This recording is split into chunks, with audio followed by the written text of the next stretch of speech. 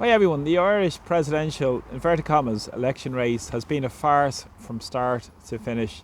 And over the last number of days, a case has been brought forward to the High Court, a judicial review in relation to the constitutionality of the nomination process for the presidential election.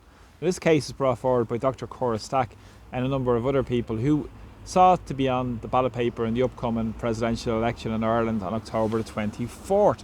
And they said that there has been a lawful use of the party whip by political parties that has undermined democracy and has undermined the constitutional integrity of the election process.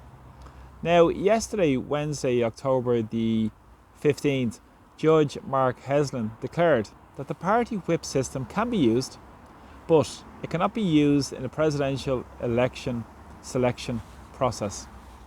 Now, he has reserved final judgment until next Thursday, October 23rd at 10:30, where he will finally declare whether the Irish presidential election selection process was constitutional.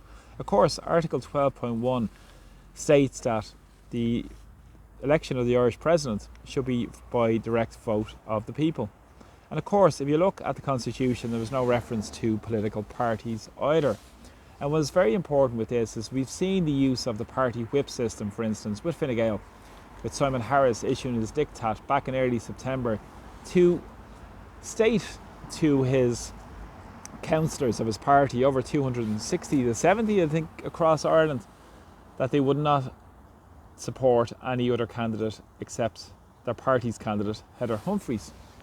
Of course, there has been a serious lack of local democracy for years and years in Irish society, and this diktat just demonstrates how little local democracy there is. Even some nomination, for instance, this nomination process should be down to local authorities to decide who should go on the ballot paper. Perhaps they might necessarily agree with their points of view, but it should be opened up for a wider debate, discussion and balanced in terms of representing so many people across Ireland. But really what's important here is in the context of this presidential election. We've seen a government party nomination figure such as Heather Humphreys go on the ballot paper. Then we had Catherine Connolly supported by the so-called opposition as well. And we've seen people, for instance, others such as Maria Steen not going on the ballot paper, many others as well who looked to go on the ballot paper but were rejected by local authorities and through this really undemocratic route, which is well past its date of any sort of reform at the moment. But it's come home to roost as well, because in a recent poll, most recent poll, which was released today on Thursday, came out to say that Catherine Connolly was at 38%, Heather Humphreys at 20%, Jim Gavin, who farcically withdrew from the campaigning but didn't withdraw from the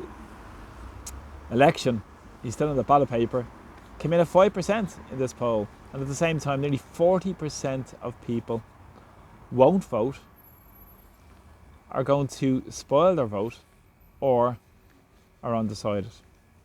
So we see so many people who are disenfranchised, left behind, people that aren't represented by the political establishment. We've seen how out of touch they were last year in terms of the family and care referendum, where they were pushing on a double yes vote, of course pushed by their NGO pals, rather than representing the people of Ireland. And the people of Ireland rejected them wholeheartedly, with nearly 80% voting against both changes to the Irish Constitution. And of course the Irish government are reluctant to come back to the people again, because they know what answers they'll get. We saw the farcical episode in Dáil Éireann yesterday with the confidence motion in Simon Harris, which demonstrates the charade of democracy we have in Ireland. And even the facade of it has been ripped away, because we have next to no democracy. We have the blocking undemocratically of any independent candidate getting on the ballot paper, and we have a private members' clubs and a corrupt political party system in Ireland, which again the Constitution makes no reference to. But last year, over €20 million from the public purse has been paid towards these political parties. So people sometimes figure they don't really have a choice. You have to be with one of these parties to have some sort of opportunity to change direction. But according to the Constitution, the elected members should represent their constituents, not any party whip. But then when they get in to Dáil Éireann, they can push through legislation, change the electoral laws, and of course, even within the club, they can set up their own standing orders within Dáil Éireann. We saw the farcical episode recently in the Dáil in terms of the so-called opposition and the Lowry-led independents looking for opposition speaking time and all this nonsense.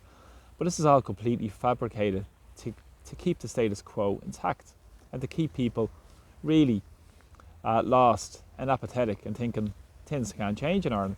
But things can change, and they are changing, and it's changing by people deciding we've had enough of the status quo, deciding they're going to protest this vote by spoiling their ballot, and which is quite a legitimate way to stand up against the status quo also. And whatever way people are going to vote, it's fully up to each and every person to decide what way they're going to vote. But what's fundamentally very important with this is to know the reality of what's taking place. We've seen the complete and utter disregard of the Irish Constitution by successive political parties. We've also seen that happening by presidents who have been elected, pass so much draconian legislation into law and sign it into law. We've seen that, for instance, with the discrimination in Irish society through the vaccine passports. Of course, Michael D. Higgins signed that into law. Eviction bills signed into law also as well. He signed many more bits of draconian legislation, such as even the water charges were signed into law as well, rather than refer them to the Supreme Court. And they would claim that, well, you refer them to the Supreme Court, people cannot challenge them. Well, what they're trying to do is to prevent people from challenging anything by taking the power away from people.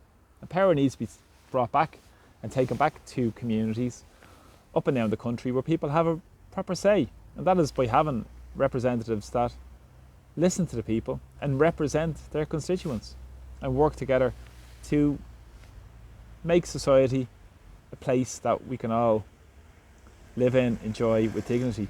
Not in a country where we have massive divides, massive wealth inequality, massive inequality in terms of access to a home, access to a health service, access to education, access to a job, a cost of living disaster, but then more money is getting funneled upwards in society.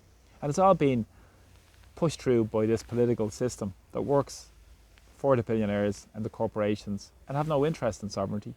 Micheál Martin has said it himself, it's a backward looking idea. And then at the same time they talk about other countries' sovereignty. They're just hypocrites. And they represent their own self-interests, they represent their party political interests, and they represent the interests of the bureaucrats and technocrats in Brussels, and also warmongers, might I add to that as well. So this is what's taking place in society. We need to wake up to what's really taken on in terms of this farce of a presidential election, and in the context of the wider democratic analysis to what's taking place in Irish society as well. To be aware of this and speak out about it and talk to your friends, talk to your family, talk to your neighbours about the globalist agenda and what's been pushed through that. We've seen that, for instance, through mass immigration and many more other agendas also as well that impacts ordinary people as well. So it's so important we take our power back to our communities and push through in terms of having representatives that are accountable to the people who elected them. Thanks so much for the support, really appreciate it, and please subscribe to my channel and please keep sharing my videos. I'm very grateful to everybody who kindly supports me through buying me a coffee as well. So, slán go fóill from Dublin today. Take care, bye bye.